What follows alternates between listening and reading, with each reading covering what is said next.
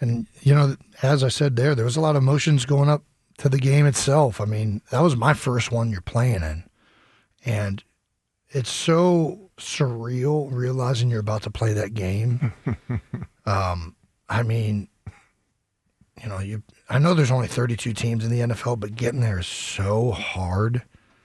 And all week you're thinking about, and for me, I had a very, up and down just way that I got there, all the way from like high school to college to even the year before it in 2016, where I just didn't have a great season.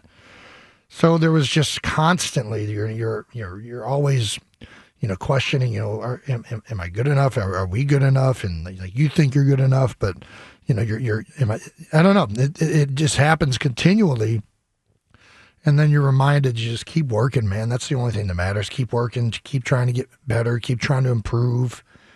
And it just felt like the whole season kind of was that way for the Philadelphia Eagles and a lot of the guys on that team, which ultimately correlated with the speech at the Rocky Steps later. But yeah, it was a highly emotional time. It's still emotional for me. I'm almost crying right now thinking about it. But it's everything flashes before a Super Bowl. You can't help but think back and you think about how am I here?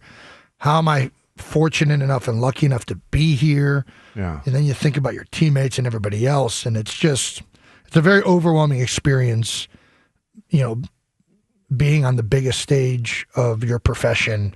And I imagine anybody feels that way, right? Like no matter what you do, if you get to that point where you have the opportunity to be known as like the best in the entire world at whatever you do, it's a feeling that is I don't know. I mean, if you've put a lot into it, it's going to mean a lot to you. We've dedicated a lot of hours and time and commitment and travel, and you've foregone a lot of other things in your life.